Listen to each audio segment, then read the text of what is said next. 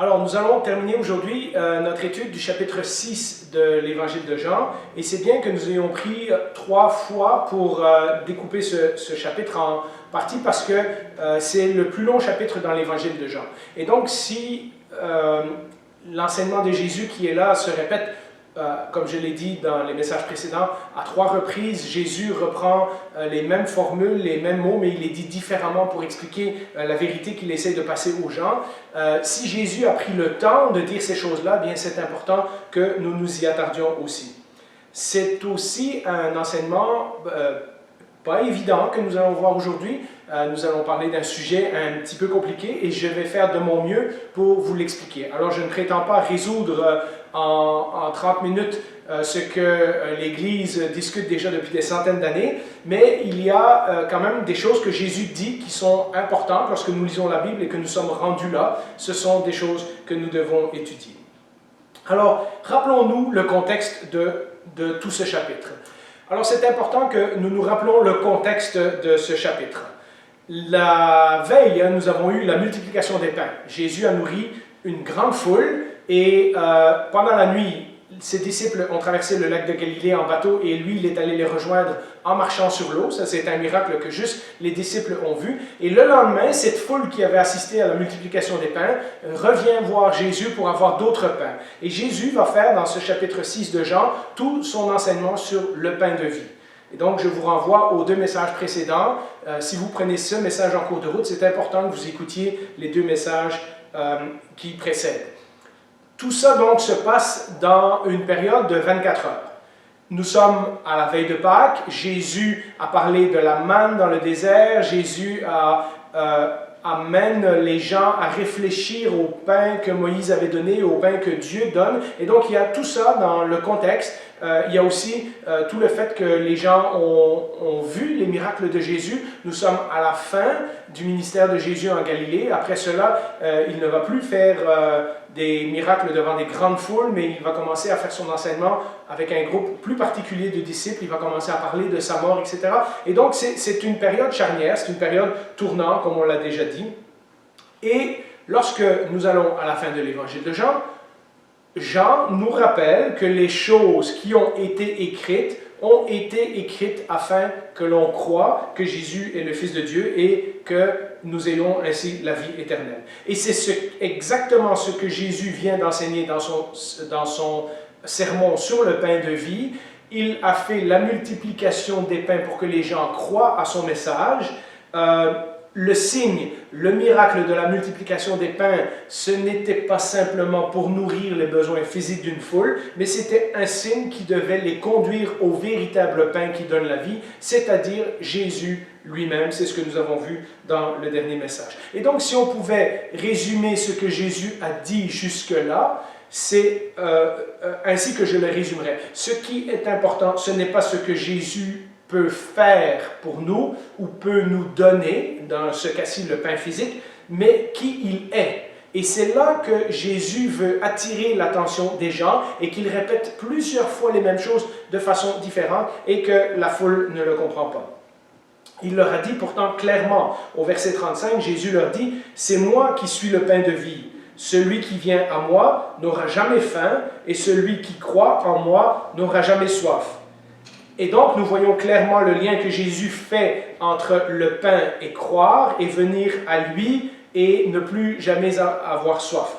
Et donc, c'est ça que Jésus essaie de leur enseigner. Or, nous voyons dans cette histoire et dans beaucoup d'autres histoires que nous allons voir par la suite, mais aussi, nous avons rencontré cette même attitude déjà avant, que beaucoup de gens viennent à Jésus, que beaucoup de gens voient ce que Jésus fait, que beaucoup de gens écoutent Jésus, mais ils n'apprennent pas, ou ils ne comprennent pas, ou ils n'entendent pas, ou carrément, ils rejettent le message de Jésus. Jésus, dans ce même texte, dit au verset 51, « Je suis le pain vivant descendu du ciel. Si quelqu'un mange de ce pain, il vivra éternellement, et le pain que je donnerai, c'est mon corps, que je donnerai pour la vie du monde. » Et donc, Jésus, dans son message, met une exigence. Il veut bien leur donner le pain, mais pour eux, il faut qu'ils croient en lui. En d'autres mots, si on ne fait pas sien intimement le message de Jésus, alors ça ne change absolument rien dans notre vie. Et la réaction de la foule et la réaction des gens, c'est exactement cela. Ils disent, mais n'est-ce pas le fils de Joseph et Marie? En d'autres mots, on connaît ses parents, hein, il a été élevé parmi nous, on sait d'où il vient. Et donc, il y a cette réaction d'incrédulité. Et avant de critiquer les gens, on devrait quand même se dire, finalement, c'est une réaction naturelle. Puisque de nous-mêmes, si nous n'avons jamais entendu parler de la Bible, si nous n'avons jamais entendu l'Évangile, lorsqu'on nous raconte une histoire comme ça, ce n'est pas quelque chose que naturellement nous allons avoir envie de croire ou de dire « Waouh, ça a bien du sens », etc. Et c'est exactement ce que la suite du texte nous dit. À moins que Dieu ne nous attire à lui, ce n'est pas quelque chose que nous pouvons croire naturellement par nos propres forces. Alors, j'aimerais parler du choix de Dieu. Et c'est pour ça que je vous disais que c'était un sujet difficile, parce que l'on aime ou pas, dans la Bible, et aussi dans ce passage spécifiquement, nous voyons l'enseignement que Dieu a un libre choix de sauver des personnes qu'il décide sauver. Dans le contexte, rappelons-nous que le fait qu'Israël était appelé le peuple de Dieu, c'est parce que Dieu avait choisi Israël. Et ce n'était pas parce que, d'une façon quelconque, ils étaient supérieurs, ils étaient plus... ils avaient plus de règles morales ou ils étaient un meilleur peuple que les autres. L'Ancien Testament dit clairement que le peuple a été choisi totalement par la grâce de Dieu. Et nous retrouvons ce même enseignement dans le Nouveau Testament où l'apôtre Paul n'arrête pas de rappeler aux Romains, par exemple, qui accusera ceux que Dieu a choisis, hein, aux Thessaloniciens. Nous savons, frères et sœurs, aimés de Dieu, qu'il vous a choisis. Aux Éphésiens également, en lui nous avons été choisis avant la création du monde. Aux Colossiens, ainsi donc en tant qu'être choisis par Dieu saint et bien-aimé. Et donc, Paul n'arrête pas de rappeler aux chrétiens du Nouveau Testament qu'ils ne sont pas sauvés parce qu'ils étaient des meilleures personnes que les autres, mais parce que Dieu les a choisis dans sa grâce.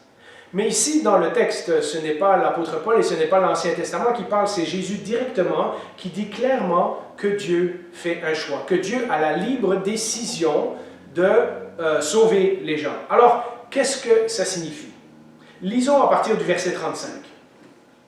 Jésus leur dit, « C'est moi qui suis le pain de vie, celui qui vient à moi n'aura jamais faim, et celui qui croit en moi n'aura jamais soif. Mais je vous l'ai dit, vous m'avez vu, et pourtant vous ne croyez pas. Tous ceux que le Père me donne viendront à moi, et je ne mettrai pas dehors celui qui vient à moi. En effet, je suis descendu du ciel pour faire non pas ma volonté, mais celle de celui qui m'a envoyé. Or, la volonté du Père qui m'a envoyé, c'est que je ne perde aucun de tous ceux qu'il m'a donnés, mais que je les ressuscite le dernier jour. En effet, la volonté de mon Père, c'est que toute personne qui voit le Fils et croit en lui ait la vie éternelle, et moi, je le ressusciterai au dernier jour. » Alors, c'est important, lorsque nous lisons un texte comme ça, de bien faire attention aux mots, et je vous invite, pendant ce message ou après ce message, à relire les textes et regarder la façon dont Jésus dit les paroles et tous les mots qu'il utilise. Parce que si nous ne faisons pas attention, et c'est pour ça qu'au début je disais que c'était un enseignement difficile, alors ce genre de texte peut nous entraîner dans toutes sortes de réflexions qui vont dans tous les sens. Et c'est particulièrement vrai pour ceux d'entre nous qui ont l'esprit cartésien. Et je sais qu'on est plusieurs comme ça qui aiment vouloir tout comprendre, tout saisir des choses. Et je pense que dans ce texte, il y a clairement deux vérités. On va commencer par la première et ensuite je vous expliquerai la deuxième. Je pense qu'il y a deux vérités que nous devons tenir en équilibre en même temps. Et pour nous, modernes, c'est quelque chose que nous avons du mal à faire. Pourtant, si je devais prendre une image, c'est comme deux faces de la même pièce. On ne peut pas les voir les deux en même temps, mais lorsqu'on tourne la pièce d'un côté et de l'autre, on voit que les deux images sont différentes et pourtant c'est une seule pièce. C'est peut-être pas un bon exemple, mais c'est le meilleur que je pouvais penser. Vous savez, ce genre de paradoxe, on en trouve plusieurs fois dans la Bible. On en a déjà parlé, notamment dans le cours de doctrine, on le voit bien. Une des choses qui est très difficile pour nos esprits humains, cartésiens, analytiques à comprendre, mais que nous devons tenir comme une vérité biblique parce que la Bible affirme les deux choses. C'est d'un côté que Dieu est un et que Dieu est en trois personnes. On a parlé de la doctrinité, la doctrine de la Trinité, et c'est une doctrine que nous devons garder parce que les deux choses sont affirmées simultanément dans la Bible. Quand nous avons parlé très récemment de l'inspiration de la Bible, eh bien, c'est la même chose. Est-ce que c'est la parole de Dieu ou ça a été écrit par des hommes? Et nous avons discuté de comment ces deux choses peuvent se réconcilier en même temps. Et puis, aussi, on a parlé de la nature de Jésus. Jésus qui est divin et en même temps humain. Pour nous, c'est incompréhensible et pourtant, les deux choses sont affirmées dans la parole de Dieu et donc, nous devons nous tenir aux deux choses. Dans le contexte, donc, nous constatons qu'il y a des gens qui voient, on vient de le lire, et qui voient les miracles de Jésus, qui viennent à lui, qui entendent ses enseignements et qui croient en Jésus et qui le suivent, et d'autres qui ont la réaction tout à fait contraire, qui ne croient pas en lui. Je vous rappelle le verset 36 qu'on a lu, mais je vous l'ai dit, vous m'avez vu et pourtant vous ne croyez pas. Donc c'est pas comme si ces gens-là n'avaient aucune idée du message de Jésus. Ils l'ont entendu, mais ils ne veulent pas croire qu'est-ce que ça signifie. Jésus a affirmé dans les deux messages précédents que le besoin central de l'être humain, ce n'est pas le pain physique et ces choses-là, mais c'est le pain spirituel, c'est-à-dire que notre besoin central ne peut être comblé que par lui, Jésus. Et malgré la clarté de ses miracles, et malgré la clarté de ses enseignements, il y a des gens qui refusent de venir à Jésus. Mais pour qui il se prend? On connaît ses parents, on sait d'où il vient. Ah, c'est dur, qu'est-ce qu'il dit, etc. Et nous voyons cette réaction de la part de certaines personnes. Il y a des gens qui refusent de venir à Jésus, de suivre Jésus, de comprendre, d'accepter, d'intégrer son message. Dans un message précédent, nous avons parlé de Jean chapitre 5, le chapitre juste avant. Et nous avons vu cette longue discussion avec Jésus et après qu'il a guéri un homme paralysé sur le témoignage que Dieu envoie à propos de Jésus-Christ. Et que Dieu avait donné 3 témoins pour témoigner de Jésus et que les gens ne voulaient pas croire qu'il venait de Dieu. Dans Jean 5, 39, Jésus leur dit carrément « Vous étudiez les Écritures parce que vous pensez avoir par elles la vie éternelle. Ce sont elles qui rendent témoignage à mon sujet et vous ne voulez pas venir à moi pour avoir la vie. » Et ce n'est pas la première fois que nous rencontrons cette attitude. Nous avons déjà vu dans un autre message aussi, le message sur la condamnation que Jésus fait sur les villes de Galilée. Ces villes qui avaient vu tous les miracles de Jésus, où Jésus a exercé son ministère, comme Capernaum, Bethsaïda, Chorazine, Nazareth, où il était né, et où il avait grandi, pardon. Et nous avons vu que ces villes ont rejeté Jésus, que ces villes, après tant de miracles, ne croyaient toujours pas. Ils aimaient bien avoir les miracles, mais ça s'arrêtait là. Celui qui parle, pourtant c'est le Fils de Dieu, c'est le Fils unique de Dieu. Il dit et il fait depuis des mois qu'on le suit des choses extraordinaires que personne d'autre peut faire. Et pourtant d'ici la fin du chapitre, nous verrons qu'un tas de disciples vont le quitter. Jésus donc ne se fie pas à la réaction populaire, à savoir, bon, s'il y a une grande foule, c'est que mon message a du succès, et s'il y a une petite foule, alors peut-être que je fais quelque chose de travers. Jésus ne se fie pas à la réaction des gens pour faire son ministère. Il sait, et il nous l'a dit dans ce texte, que le Père a une volonté de sauver des personnes, et il est là pour faire la volonté de son Père. Ces gens que Dieu a choisis pour en faire son peuple seront inévitablement attirés à Jésus parce que c'est ce que le Père veut. Alors, non seulement nous avons vu que c'est le choix de Dieu, mais il faut aussi que ça soit l'initiative de Dieu. Et je vais vous expliquer pourquoi. Pour commencer à comprendre ce que ça signifie que Dieu a choisi des personnes pour être sauvées, il faut commencer par la volonté de Dieu. Au verset 44 et au verset 65, Jésus affirme clairement de nouveau que les gens ne viennent pas à lui de leur propre initiative. Alors, lisons ces versets avant que je vous explique. Au verset 44, « Personne ne peut venir à moi, à moins que le Père qui m'a envoyé ne l'attire, et moi je le ressusciterai le dernier jour. » Et puis au verset 65, il ajouta, Voilà pourquoi je vous ai dit que personne ne peut venir à moi, à moins que cela ne soit donné par mon Père. » D'ailleurs, si vous lisez la fin du chapitre, en passant, ce verset 65 fait allusion à Judas, qui va le trahir malgré qu'il est proche de Jésus en tout point. Donc, Jésus est en train de faire d'envoyer un message que même en étant tout proche de lui, il y a des gens qui vont participer à tout ce que Jésus fait jusqu'au soir du dernier repas qu'il fait avec ses disciples, et malgré cela, Judas va quand même ne pas croire en lui. Et donc, on peut être avec Jésus, on peut le suivre, on peut faire tout ça, et pourtant encore refuser de le croire. En d'autres mots, ce que je pense que ces versets veulent dire, c'est que personne n'est sauvé parce qu'il croyait que c'était une bonne idée. Regardez vos propres vies. Et j'ai entendu les témoignages de beaucoup d'entre vous. Et certains d'entre vous m'ont dit que, déjà tout jeune, vous étiez intéressé par les choses de Dieu et ces choses-là. Mais en même temps, il y a un jour où vous êtes devenu un disciple de Christ. Il y a un jour, dans les mots qu'on utilise aujourd'hui, où vous êtes converti, où vous avez accepté Jésus dans votre vie, où vous avez remis votre vie au Seigneur. Voilà, on a différentes expressions qu'on dit aujourd'hui. Il y a un jour où vous avez compris que vous étiez un pécheur et que vous aviez besoin du pardon de Dieu et que ce pardon ne se trouvait que dans le sacrifice de Jésus sur la croix. Et ensuite, vous avez fait tous les cheminements de la vie chrétienne et puis vous avez grandi en tant que chrétien. Et donc, même si des fois certains d'entre nous sont religieux depuis qu'on est tout petit, il y a vraiment ce moment où on rencontre Jésus face à face et où on doit décider est-ce qu'on va le suivre, est-ce qu'il vaut la peine qu'on lui donne toute notre vie, ou est-ce qu'on continue à aller à l'église et à jouer un petit peu le jeu religieux. On a déjà parlé de la différence entre le chemin large et le chemin étroit. Les gens qui sont religieux mais qui ne veulent pas vraiment suivre le chemin que Jésus propose, et ensuite le chemin plus étroit qui est celui qui conduit à la vie éternelle, mais qui nécessite notre humiliation, notre soumission à Dieu. Je vais vous dire pourquoi je dis ça. Parce que si quelqu'un pense qu'il est venu à Dieu parce que c'était une bonne idée, il a regardé toutes les religions, et puis il s'est dit un jour, voilà, il me semble que ça fait du sens, je vais essayer ça, etc.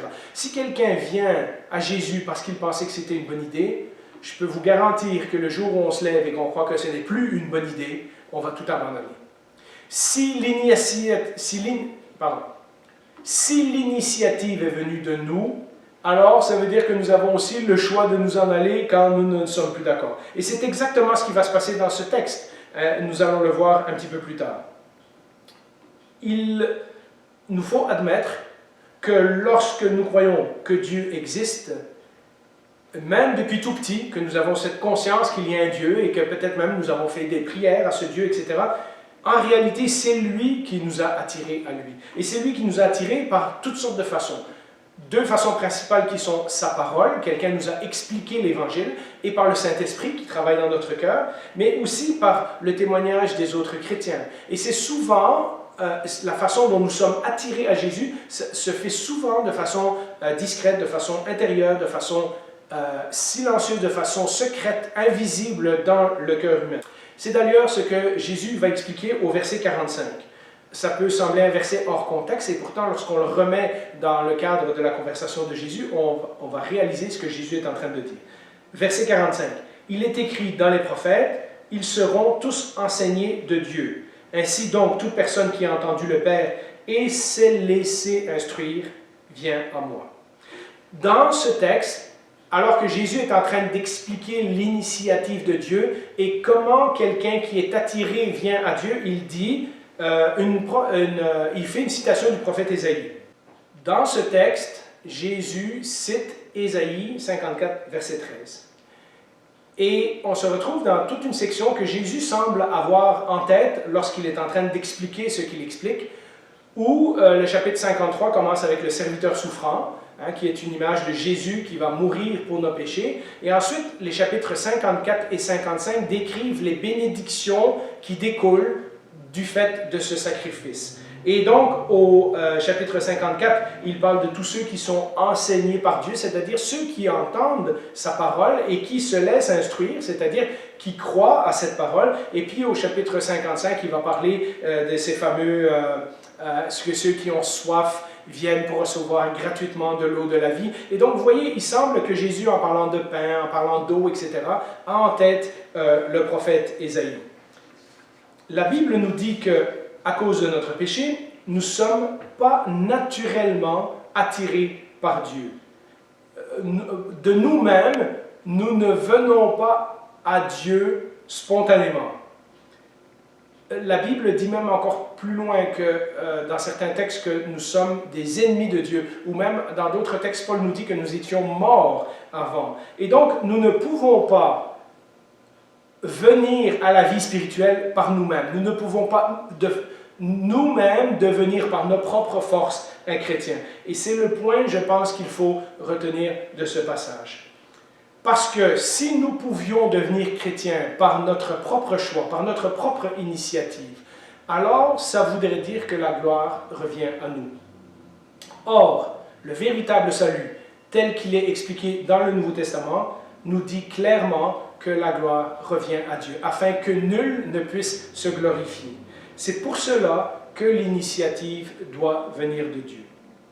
Mais maintenant, si le choix et l'initiative doivent venir de Dieu, est-ce que ça signifie que nous n'avons aucun rôle à jouer là-dedans? Eh bien, il y a un rôle, et c'est un rôle vraiment minime, mais c'est un rôle absolument important. C'est ce que nous allons voir, c'est notre réponse. Notre seule réponse possible, nous dit Jésus, lorsque le Père nous attire à lui, c'est de venir à lui. En d'autres mots, le choix souverain de Dieu, l'initiative de Dieu, n'enlève pas la responsabilité humaine de répondre à cet appel. Et c'est pour ça que je vous disais que ce sont deux doctrines, deux faces d'une même pièce qu'on doit garder simultanément ensemble. Remarquez, dans tous les textes que nous avons lus, il y a toujours cette invitation que toute personne qui entend, etc., que celui qui, c'est la même chose que nous trouvons dans Jean 3,16. Dieu a tant aimé le monde, son initiative, afin que quiconque croit ait la vie éternelle. Et donc, Dieu a tout fait, mais toute personne qui vient à lui ne sera pas rejetée. Remarquez aussi, et c'est pour ça que je vous disais de relire le texte chez vous, il y a aussi tous les mots « celui qui vient » ou bien « venez » et aussi « celui qui croira » ou « croyez ». Malgré le choix de Dieu, malgré l'élection de Dieu, c'est une invitation pour ceux qui écoutent à placer leur foi en Jésus comme le Messie et le Fils de Dieu. Cette invitation, d'ailleurs, se trouve tout au long de l'Évangile de Jean. Venir à Jésus implique d'abandonner le monde et de suivre Jésus. Croire en Jésus signifie placer notre foi en lui, de croire qu'il est qui il dit être, qu'il fera ce qu'il dit qu'il fera, et qu'il est le seul à le faire. Nous avons vu, il y a un seul chemin pour aller à Dieu, c'est au travers de Jésus. Jésus aussi dira dans le texte, au verset 40 par exemple, porter son regard sur lui. Il dit de croire qu'il donne la vie, de manger son corps et son sang, c'est-à-dire de l'intégrer intérieurement, comme nous avons vu la dernière fois. Il y a donc l'action de Dieu et la réponse humaine, et je vois les deux dans le texte, et donc je suis obligé de tenir les deux vérités en parallèle. Alors, cela m'amène à la question, et de nouveau, pour ceux d'entre nous qui sont cartésiens, on va vite réfléchir, et c'est une question que j'entends souvent. Des gens vont parfois dire, mais comment alors je sais, si c'est l'initiative et le choix de Dieu, comment je sais que moi j'ai été choisi? Eh bien, Jésus précise que tous ceux qui viennent à lui font partie de ceux que Dieu a choisis. Donc ça, c'est déjà une assurance. Nous, en tant qu'êtres humains, nous ne pouvons pas savoir si telle ou telle personne a été choisie par Dieu. Et donc, si vous n'êtes pas sûr et que vous vous posez des questions, alors c'est justement un message qui doit vous faire réfléchir. Vous savez, notre rôle ici, ce n'est pas de savoir comment ça fonctionne, le fait que Dieu a choisi, que Dieu a pris l'initiative, mais comment je réponds. Je vous le répète pour que vous compreniez bien. Notre responsabilité, ce n'est pas de savoir comment ça fonctionne, mais comment je réponds. À chaque fois que vous venez à l'église, à chaque fois que vous voyez vos parents ou votre conjoint prier, à chaque fois que vous entendez un message, une prédication, que ce soit à l'église ou que ce soit sur Internet, à chaque fois que vous lisez les paroles des chants qu'on chante, eh bien, tout ça et plein d'autres, ce sont toutes des façons que Dieu vous attire à lui. C'est pour ça que la Bible dit de ne pas fermer nos oreilles quand nous entendons l'appel de Dieu, quand Dieu nous parle, parce qu'un jour, il pourrait ne plus nous parler. Lui, il ne peut pas se tromper. Il n'en ratera pas un. Il n'y arrivera pas à un moment donné où vous étiez choisi, mais que tout à coup, vous ne vous retrouvez pas dans le peuple de Dieu. Et malgré cela, certains d'entre nous peuvent ne pas être tout à fait sûrs, alors il y a la suite du récit qui nous éclaire un petit peu là-dessus. Et c'est pour ça que j'ai intitulé mon message « Vrais et faux disciples », parce que c'est maintenant que nous allons le voir. Ce message va provoquer une division parmi les gens qui s'appellent disciples de Jésus. On lit au verset 66, « Dès ce moment, beaucoup de ses disciples se retirèrent et arrêtèrent de marcher avec lui. » Vous savez, la différence entre les vrais croyants et les faux croyants est parfois imperceptible. D'ailleurs, Jésus a raconté la parabole de l'ivraie et du bon grain qui poussent en même temps, et parfois c'est difficile de voir la différence, mais c'est une question vitale car le résultat est éternel. Ce que nous découvrons dans ce passage, c'est que le vrai disciple, c'est celui qui croit et qui continue de le suivre. Voyez-vous, il n'y a pas cette catégorie dans la Bible qu'on entend parfois dans les milieux évangéliques entre je suis croyant mais non pratiquant, ou je suis chrétien mais je ne suis pas vraiment un disciple de Jésus. On est un disciple ou on ne l'est pas. On suit Jésus ou on ne le suit pas. On ne peut pas être chrétien, on ne peut pas être un vrai chrétien sans être un vrai disciple. Après tout, quand Jésus a donné sa dernière grande mission, son dernier grand commandement à ses apôtres, juste avant qu'ils montent dans la présence de Dieu, il n'a pas dit « allez faire des convertis ». Il n'a pas dit « allez faire des membres d'église ».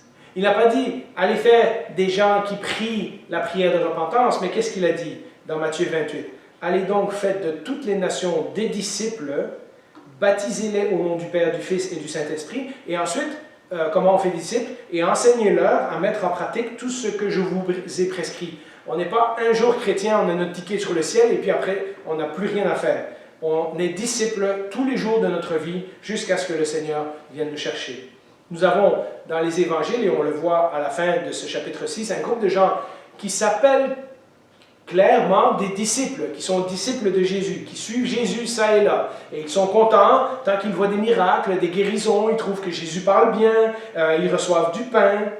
Mais ils ne suivent pas Jésus pour qui il est. Ils suivent Jésus pour ce qu'il peut leur apporter.